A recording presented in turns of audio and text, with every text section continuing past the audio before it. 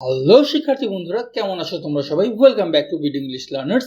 আজ আমরা এসএসসি পরীক্ষায় আসা ঢাকা বোর্ড 2025 সালের ইংরেজি সেকেন্ড পেপারের 3 নম্বর প্রশ্নটি সলভ করব, যেটা একটি টেবিল।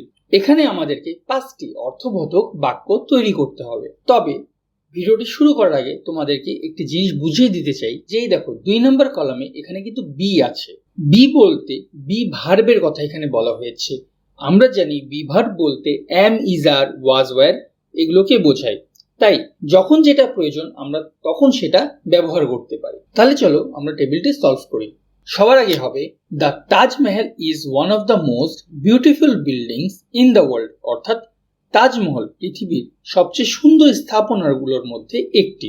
তারপরে হবে it stands on a strong base, অর্থাৎ এটি একটি মজবুত ভিত্তির উপরে দাঁড়িয়ে আছে।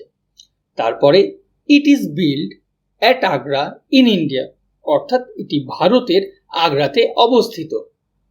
তারপরে it is made of fine white marbles, অর্থাৎ এটি উৎকৃষ্ট মানের মার্বেল পাথর দিয়ে নির্মিত।